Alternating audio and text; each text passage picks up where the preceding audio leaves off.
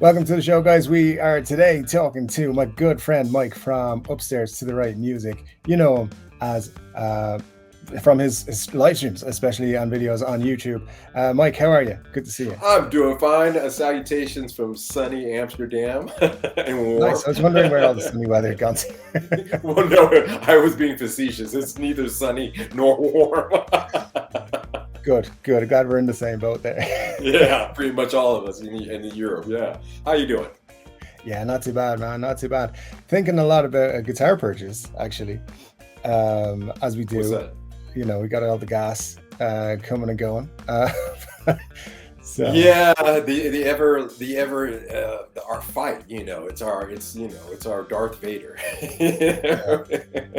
We think we got him down, or even more accurately in that metaphor, Palpatine. We think he's dead, but somehow he keeps coming back. Keeps coming back. Yeah, that's gas. One way or another, but yeah. It's fun, man. Though it really is, and then there's so many cool things coming out lately that we have more choice than ever, which is great. Yeah. But it also leaves you with, like, do you go with the big boys?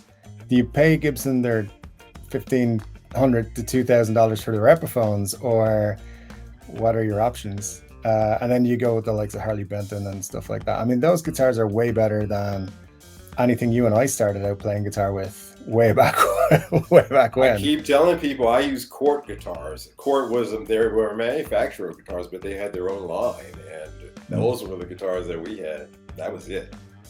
Yeah, absolutely. They were not great. No. I mean, I didn't know that sharp frets wasn't just the norm for like 10 years of playing guitar. I said, hey, my hand is supposed to bleed when I'm playing. What's this thing? Why is it so smooth? When I got a real guitar. Exactly. But now you got so much options. So I did want to talk a little bit about, because especially we've seen the Inspired by Gibson custom range, like your super expensive Epiphones. And I know you and I have talked about like alternatives, different options. I think you and I both have more of a feeling towards older guitars in that sense as well, because I know I'm very much into like seeing how far back I can go with the same budget and so forth. What are your thoughts right now with all those guitars that have come out in the last few months about like what's available in those? It's a great question. I always, I think of things in economic context. I'm a small business owner. So I'm always sort of trying to read the tea leaves, so to speak, of things out there. And we all know that inflation is taken a bite out of everything. It has affected there's nobody on the planet in some way or another, unless you're a tribe in, an Aboriginal, somewhere. But everybody's been affected by inflation to some extent or another. And of course, when you start seeing the price of bread and gas and rent and all those other things going up, the expensive guitars no longer seem like something that's a necessity. As a matter of fact, some would say that it's a luxury. I think that there are luxury brands, but I don't think that per se a guitar is a luxury. We can go back to tribal times, early man, and instruments were always a very important part of the group collective. So, I'm sure there was maybe there was Gibsons back then. So equivalent, yeah. But looking at it in that kind of viewpoint, from that kind of viewpoint, I think that the new lines of guitars that are coming out, especially inspired by Gibson Epiphones, are really testing the consumer. So they're testing them in ways that I don't think a manufacturer benefits. You're testing the consumer's wallet, first of all, of course. You're straining the credibility of your instruments, because this is something that is, people know Epiphone. We have it locked in our mind what an Epiphone is. If you're a guitar player, regardless of whether you buy them or if you've had them, or everybody has a feeling, just like I have a feeling for what a PRS is, or a Strat or something like that. And whatever, Squire. But it really strains the wallet. It strains the credibility of people who say, why am I paying this much for something that the woods are not different? You're still, the wood in the lower class now. I guess it's funny, this class is Epiphone. But in your normal standards, the woods in the normal standards are no different than the inspired by Gibson models, first of all. So there's that. Yes, there's some electronics there that are upgraded. I'll give you that. And you have the USA standard headstock on that now, because Gibson has given Epiphone the license to do so. Keeping in mind, there's 3 headstocks. There's the standard headstock that we're familiar with. There's the 61 reissue, and then there's the custom headstock. Mm-hmm. So these have been licensed to Epiphone to say, okay, guys, you can start using these. Well, this is nothing new under the sun. As a matter of fact, I have here next to me a 1985 Yamaha Lord Player 400. Nice. Now, as you can see from that headstock, we have the USA headstock there, for sure, absolutely. Yeah.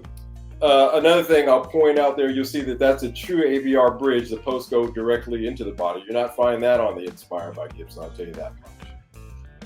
3-piece solid maple top.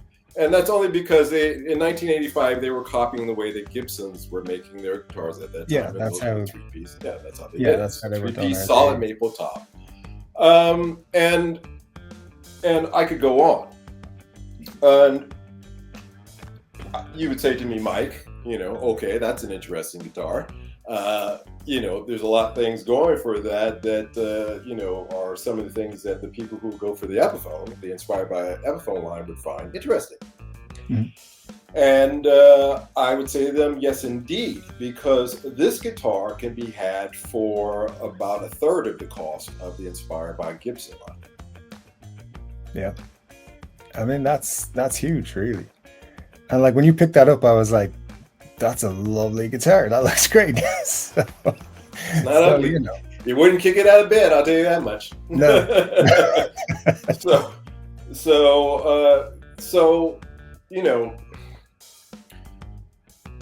we have to shake the gotta get one, gotta buy one. You know that South Park episode with what was it, Chim Pokemon? And the commercial was, gotta get one, gotta buy one, and Trey and Matt were talking about the influence of marketing on children, of course. But that extends out, of course, to us, as we get older too. That never goes away. It is it is a battle. It's part of gas. As a matter of fact, it's I would say it's one of the main. It's the engine of gas. Is that? If we can then say, okay, I can shake that. I don't need to have the newest thing. Let me wisely look at that. And you'll excuse me, I don't have the numbers in my head. What would be the current cost of Inspired by Gibson Les Paul right now with the standard headstock? The expensive one is 1,350 euros. Okay. So about $1,300 US. You look at that $1,300 and you say to yourself, well, okay, I've got $1,300 burning a hole in my pocket. As we do. As we do. I just came back from the casino here down the street, and doggone it was my night. Yeah. And you say to yourself, okay, let me break free of the marketing on the new things, and let me take the time to start investigating the old things. And you'll come across something like this. Again, and also I will state also right now is a great time to buy Japanese guitars because of the value of the yen. Yeah, that's a very good one. You can really do well right now. So you come across like something like this, for like I said, at least half of, okay, 14, 13. Yeah, let's say half of that. Okay. You know, you got to pay the shipping and all that, and if you have a VAT or not, but still, you know, you're coming in under, you know, 1,000 euros for something like this. Yeah, that's amazing.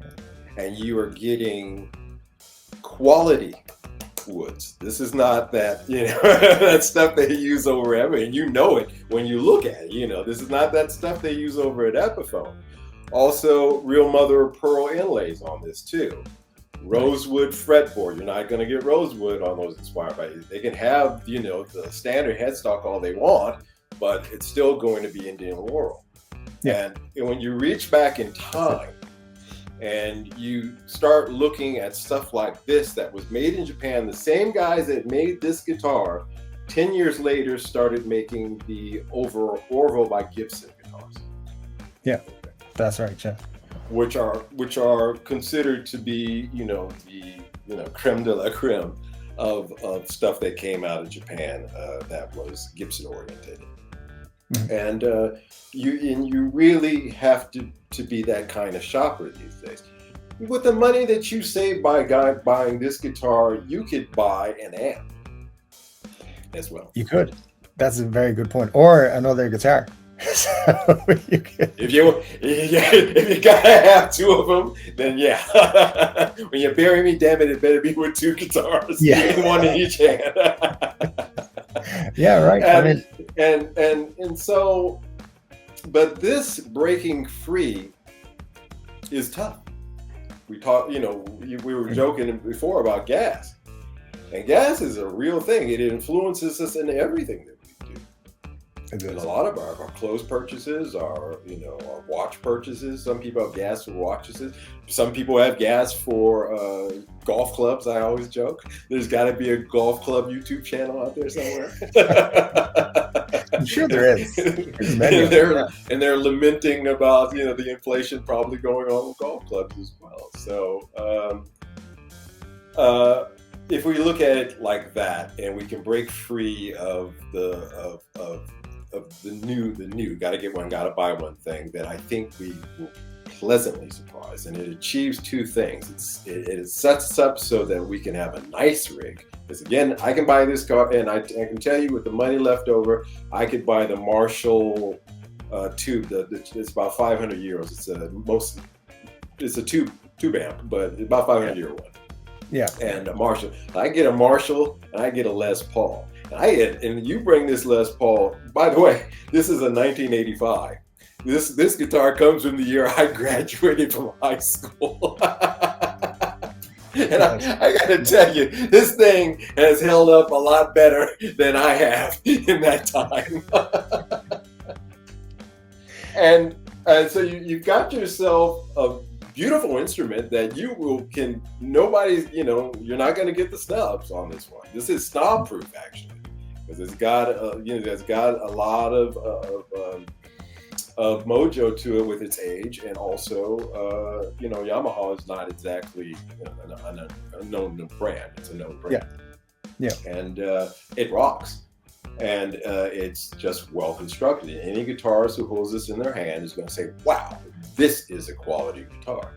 And again, you couple that with the money that you save to buy another one or an amp, you've got yourself a rig there, as opposed to having I had to have that inspired by Gibson Epiphone. And, you know, okay, you had to have it, but I just want to throw out there what you could have had. Yeah, and like, from everyone I've ever spoken to who has owned a Japanese instrument, the first thing they say is craftsmanship on this is unbelievable. Like they just put out, they don't let anything leave the factory unless it actually passes the quality control. So it's not always the case everywhere else, you know. Well, we won't go into that. That's funny, because I did get into that. That was my live stream last night. I talked about, we collectively have agreed to put up with, if it's good enough, it's good enough. Yeah. And as a result of consumers allowing, in our little niche world of guitars and pedals and basses and amps, we've allowed these manufacturers to hoodwink us. you could take my EP3 that my Echoplex made in 1975. That thing was still trucking. Okay, it was made to last. I cannot say the same thing about modern stuff. So that's another aspect of it too, by reaching back and getting these older guitars, is because this guitar is 36 years old. So it has proven itself in 36 years that it's a good one. It's solid, well kept, and there's no problem with the pots. Can you say the same thing at a new off the line anything these days? That's a yeah. And so those are some of the plus points that I think that these instruments hold. I was discussing last time. Yeah, I'm with you on that. I think, personally, the first place I always look for when I'm spending is can I get something comparative to what's new, but 20 years old or 30 years old for the same money. And that's where I go. My Flying V is the perfect example. You can't get that Flying V anymore or anything like it. Believe me, I'm looking because I have clients who want that Flying V. Yeah. And it is not something that can be found. No, you're correct. Yeah. I'm not surprised, because everyone who's played it since I've owned it has been like, why is this such a great Flying V? And it's like a Northern era guitar. It should be terrible. It's they're not all terrible. They did some cool things. Yes. But that's all in the past and it's forgotten about. And now it's all this uber, let's push production and get everything up as high in value and all this sort of stuff. Now, I will say, Gibson they have worked towards bringing prices down a little bit this year. They have dropped standard prices. They have put out some limited edition Epiphones that are cheaper. I've made a few videos about that. But you still have this push to kind of more high-end premium product, even in the Epiphone brand, which I think the real thing is they're competing with themselves, because Epiphones are now the price of used Gibsons, and who's buying an Epiphone over a used Gibson? It's an insane, crazy, upside down clown world where, and this is a fact, because I'm out there beating the bushes every day, doing my guitar safari, and I come across Gibsons, Studios, Classics, and what's the other one? Traditional. I'm sorry, the one that had the maple neck instead on it instead of mine. Oh yeah, tributes. Yeah, tributes. That was great.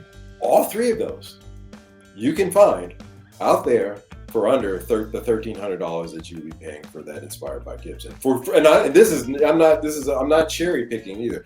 Mm-hmm. And I'm not talking about ones that have neck breaks, although some of the ones that I saw that were around $700, $800, they had a neck break on, but they were well repaired. But that's up to you whether or not that means something to you or not. But certainly non-break ones, the good ones, are falling under that price range in Japan.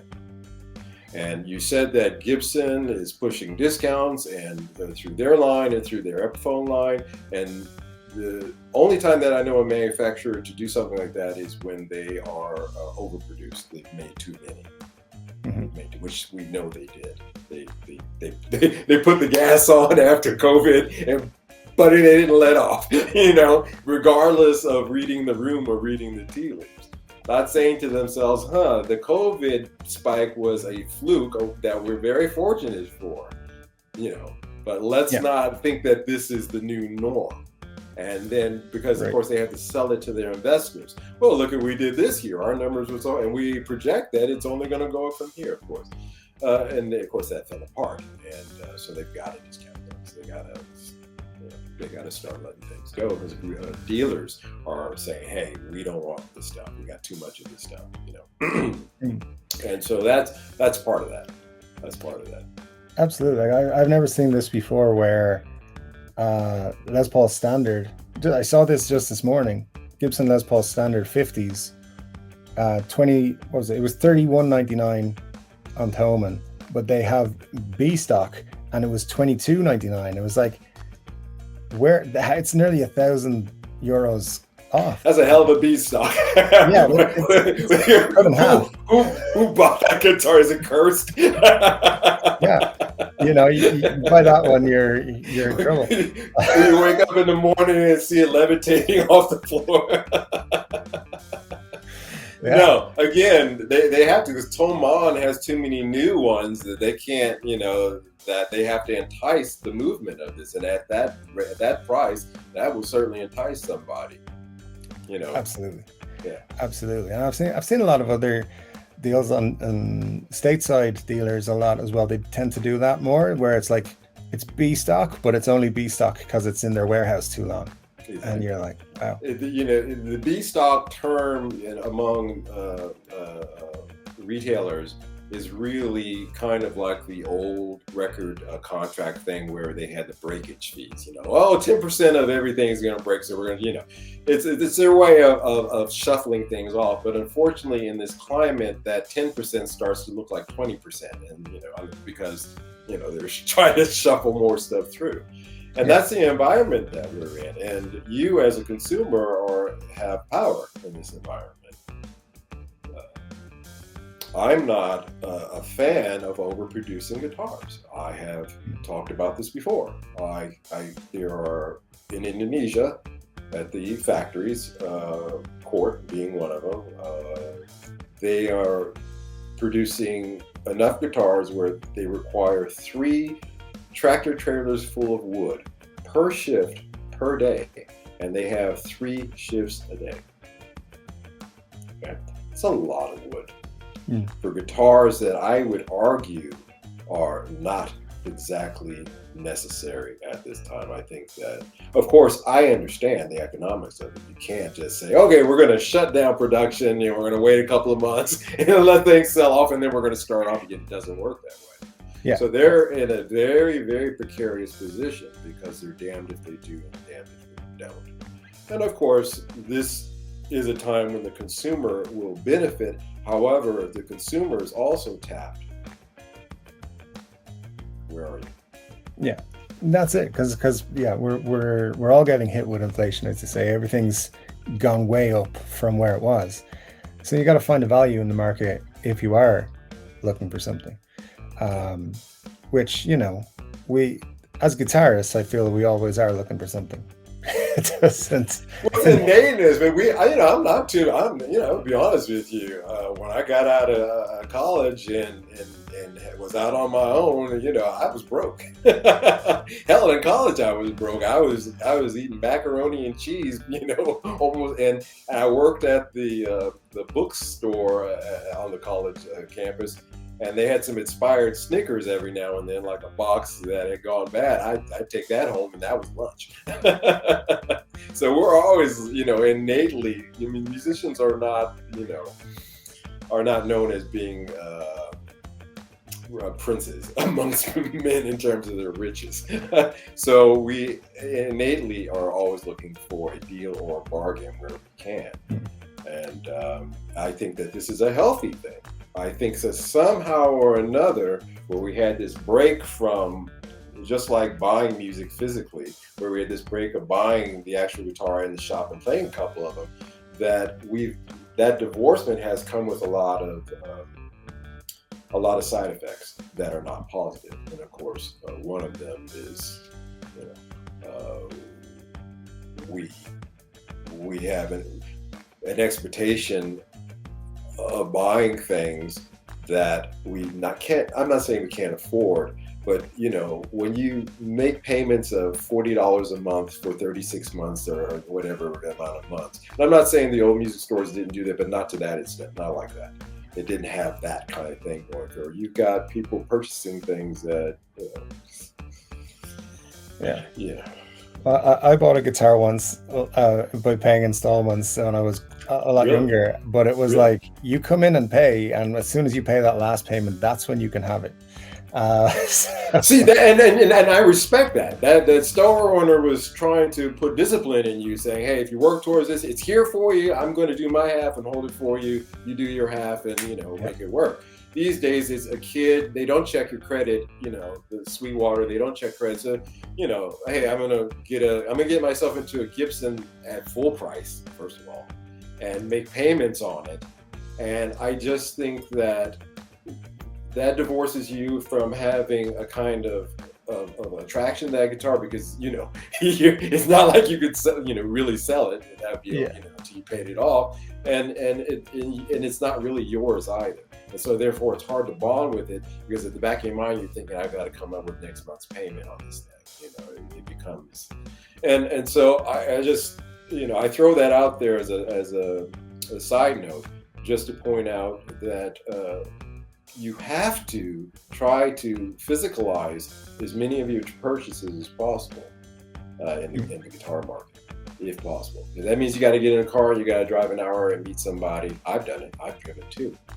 I got in a car and drove from LA down to San Diego just to pick up that EP3, by the way. Wow. And you got to start doing those kind of things, and it'll be more rewarding to you. And cash is king. You don't want to get yourself into a position where you're owing on something. You want to own it. Yeah. Yeah.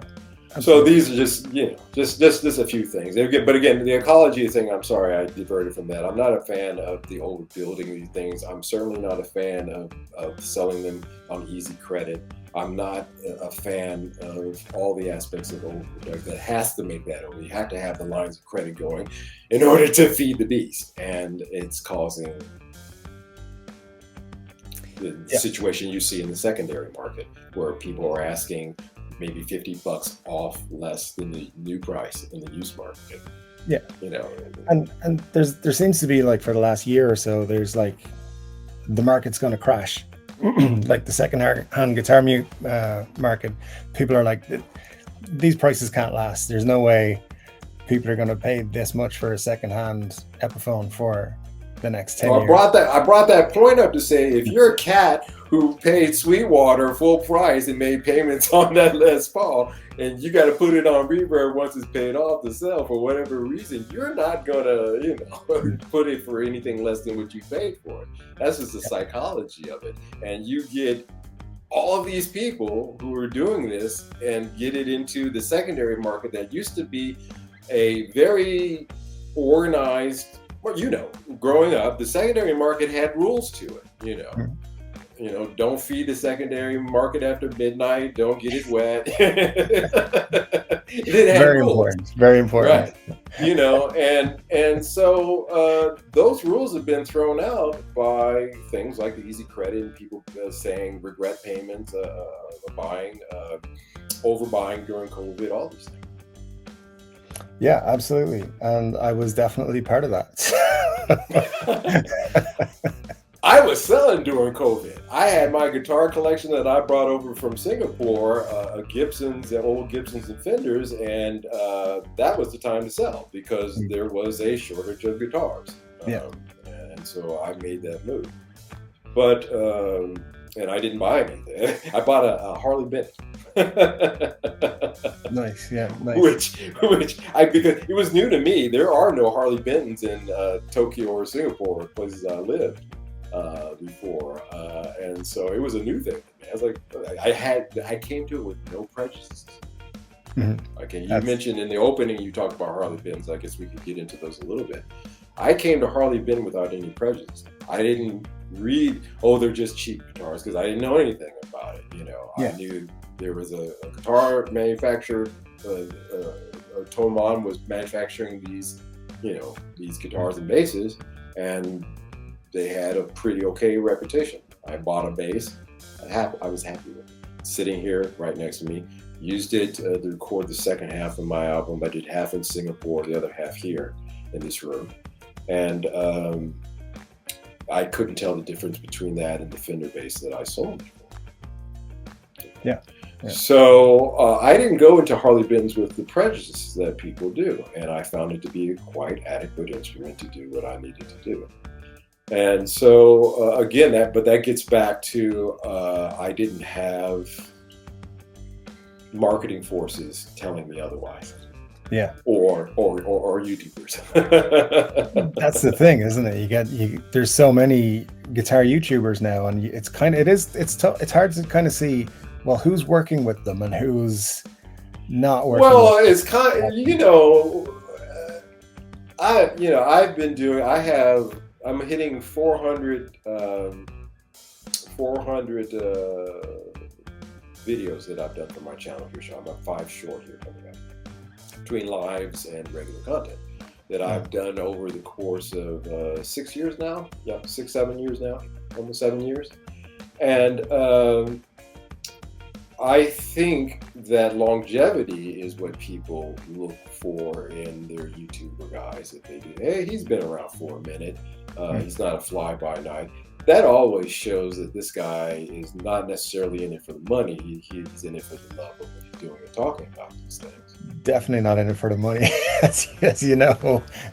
Believe me, it doesn't take genius to figure out that Mike ain't making a lot of money off of YouTube, because I have about 2,500 subscribers and my videos average about 200-300 per video. Sometimes I'll hit one that comes out with 150,000 views.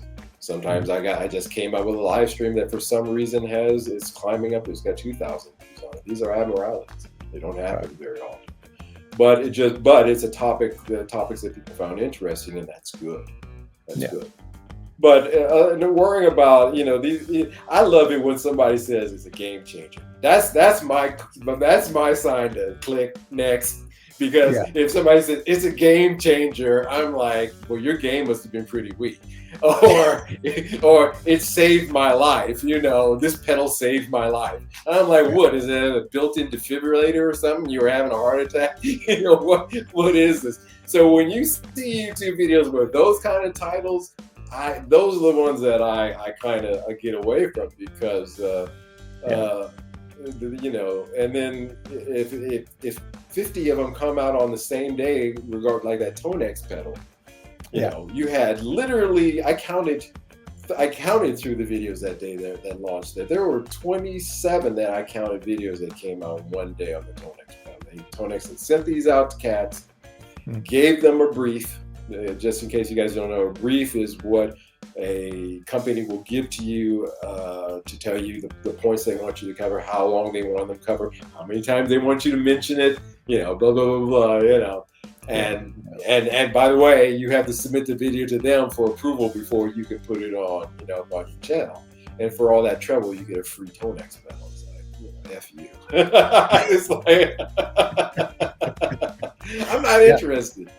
But there are a lot of cats that are. But the problem is when they flood out something like they did with the Tonex launch, it comes across as being extremely artificial.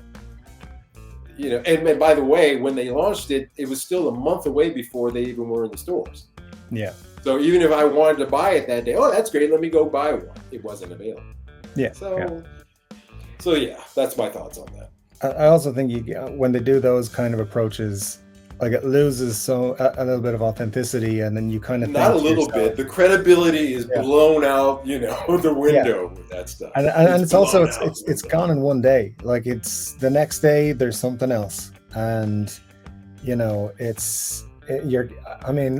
would make more sense to me. And I think I can't remember which. There was another YouTuber actually mentioned this who he's one of the bigger ones who kind of gets these offers, and he was like, I turned them down because it makes no sense to put out the same video as everyone else that day, because I'm going to lose out on views, and that means I'm going to lose out on the algorithm. Something else I could be doing is and the mythical algorithm's going to punish me for not doing as well on that video and all these kind of things. So that's right. So it starts to be more harm than good for the developer, to be honest with you. Maybe there was a time 5 years ago where something like that was okay. But whatever marketing company sold them on that was not good. I did the math on it. They spent about 10,000. They gave about 10,000. The price of that in the amount of units that I saw them displaying on YouTube, they put out about a $10,000 spend. So they put out $10,000 worth of Tonex pedals out there, and of course they hope to sell 40,000, 50,000 in order to recoup that. Will that happen? I do not know. I like John Robinson Guitar, his channel. He said the other day something that just struck a chord with me regarding the Tonex. He said, I'm not interested because this is just a rehash of a rehash of a rehash. He held up with his old, multi, pedals. He said, hey, I've been playing this and gigging this thing for years. And what do I need this Tonex thing for? Yeah. And I have to concur with that. It's a riff of a riff of a riff, and it doesn't do anything for me. And also, I absolutely abhor having something that's software based, because what happens when the lights go off at Tonex Central and you're stuck with this paperweight, because you can no longer, or even worse, they put the 20,000 some odd downloads behind a paywall. Yeah. I mean, Fender had an amp series that was software based, and they stopped supporting it. Was it the Mustangs or something? It was something that you had to download different patches and sounds and stuff for it, and then they brought out their next thing, and then that was stopped. And so now you've got an amp that you can't, if you haven't got the stuff for it, you can't get it. It's a paperweight. It's not even an expensive paperweight. It's just a paperweight. Yeah. And I foresee these Tonex pedals being just that. That's my opinion of them. Recently there was the 30th anniversary of the ODR1 pedal. And the ODR1 pedal is the go-to light distortion pedal in Nashville and LA. And I have the PRE1 pedal on my board from that original run, same circuit, and excellent pedals. 30-year-old pedal, excellent pedal. Let me ask you a question. Do you think that there's going to be a 30th anniversary of the Tonex pedal? I don't think there'll be a 30th anniversary of anything from 2020. Do you think that by next year there's going to be another life game changer and another pedal saving people's lives? Maybe. I just replace this one. Crystal ball, yeah, for sure. There'd be a big splash on YouTube, like 40 videos. Rinse, wash, and repeat. And so I think guys like you and I, one reason I really like you, Dave, is the way you think. I like people who stimulate my thinking to certainly do that. Is to put a message out there to everybody else. It's like, wake up, wake up, wake up, wake up, because you're being bamboozled. It's like at the end of that Spike Lee movie, wake up, wake up. The guy shouts into the camera, wake up, and so, you and I are the unfortunate position of being the guys who have the unsavory job of walking through town saying, you guys might want to, rethink this, because there's, a horde of barbarians coming over the hill, And so, that's it exactly. Yeah, and we get treated as such, down in the comment section, Oh yeah. But actually that's not true. Recently, people are seeing that that it is so, and the opinion is changing, and the naysayers are remaining quiet, silent, somewhat. But still, we need to wake up. We need to wake up, because that Tonex thing, if that wasn't something to make you question, things, then I don't know what other example out there that I could throw out there that would do it. If that doesn't do it, I don't know what. I mean, there will be another one come along very soon, of course. You say, and it'll be an example of the very same thing. And, everyone's got to have it. And in 2 years' time, it'll be on a shelf somewhere. Be like, oh, remember we all used that thing for 10 minutes? And again, this gets to the inflation as like, cui bono, who benefits, first of all, even more importantly, who's this for? In this environment, does the environment at the $300 to $500 pedal make sense? Is this the type of environment where maybe going back to the Boss pedals, which, by the way, there you can get them plentiful and cheap, and they were good enough for Prince and Springsteen and a lot of other cats. And by the way, with Prince, for the entirety of it, so there was not a Prince record that was not recorded without using Boss pedals. Mm-hmm. There's a famous story where this guy came in the studio. He had an earlier version of the Axe Effect. He had the 90s version or 2000s version of this thing. Brought it in the studio. Prince walked up to it and said, where's the pedals? He says, no, well, if you say this is a song, you program it in, and this is a song, and Prince said, get out of here. Get out of here. Get out of here. I don't have time for this. I got a pedal board, I plug it in, and I'm good to go. Yeah. It does the job. So we have to start thinking that way. I'm a strong believer. And if you look at the videos of guitar shows, don't look at the guitars. Look at the pedals. Look at the myriad amount of pedals that are there for sale. It's scary. Yeah.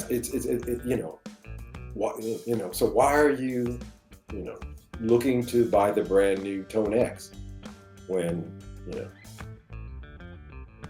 Anyway, we'll never run out of maybe I'm just kooky. Maybe it's just me. Maybe I got a weird thing of looking at, a weird way of looking at things. But dig that. Yeah, no, you're 100%, and I'm very interested to know more about your Yamaha and I know you mentioned on one of your streams this week, you mentioned having maybe another Japanese guitar coming. I've got some exciting things. It was my birthday this weekend that just passed. I turned 57. I still can't believe that. Happy birthday. Thank you. But I scored for my birthday. I think, the powers that be blessed me. I scored some pretty rare ones. I got Orville by Gibson. Now, again, the same factory, Teruta, that was producing these Lord players. This is the 400, then there was the 500 above this one, in 1985. And by 1998, they started producing, 3 years later, so they started producing the Orville by Gibson line. And they already had the molds. It wasn't like they had to fly in the new machines from the States. They had it all set up. They were ready to go. And so that Orville by Gibson is one of the SGs. It is all original except for the pickups. It's a 1988. Those 88s came with Bill Lawrence pickups or 57 Classics. Somebody took those pickups out and put in actually better ones, Seymour Duncan's SH2 and an SH4 in the bridge. So that's a good combo. The other one is the Greco from 1978. It is a Strat. Again, it's another case where Fender Japan, 5 years later, went to the same guys who were making these Greco Strats and said, could you start producing Fender guitars for us? So this Greco Strat is the early 60s. It's the special edition 700. Not easy to find, but this is as good a quality of a guitar as compete with anything that's being produced today. I'm Fender America. And I don't get into it's better than a Gibson, or it's better than a Fender. I don't get into those kind of things. But however, I will say that the quality is equivalent. Yeah, I get you. So exciting things coming in, and again, these guitars, folks, are easily attainable. They're not expensive. I'm going to put my little markup on it, but it's not a big markup, believe it or not, because I want to get them in the hands of people who will enjoy them. But if you cut me out and you go direct and you break free of the get one buy ones and extend that out globally, you can find guitars like these. And trust me, you will not be sad. And you'll be doing the ecology of the earth a great favor. Yeah, you open up a whole new world to yourself. Also, you open up a whole world. Because you're not limited to what they tell you is coming this week or this month or whatever. You've got everything that's out there. If they have forced us into a position where they've closed our mom and pop shops, and they forced us because it's the consumer choices are getting narrower and narrower. We had opportunities in the 50s that we didn't have in the 60s, that we didn't have in the 70s, that we don't have now. And one of the things we don't have now are the mom and pop shops. We've seen that with Sam Ash closing. And so we're in this, we got to buy it online. Well, if we're going to buy it online, okay, fine. Why do I have to buy it online in my country? Why can't I buy it online in this country or that country or this place? Yeah. Let's spread the love a little bit. Exactly. Yeah. I agree with you 100%, Mike. Listen, we're probably we could go on all night talking, I think. So we should wrap it up. We'll save some for other times. Yeah. Yeah, exactly. I think we could talk about this and many other things so much. But thank you so much, Mike, for joining us today. Hey, it is a pleasure. I am so happy to be here, Dave, and I'm looking forward to doing more stuff with you, sir. Yeah, absolutely. And guys, if you haven't checked out Mike's channel, definitely do. It's Upstairs to the Right Music. Puts on some very, very entertaining and interesting live streams. So check him out. Give him a subscribe there if you haven't already.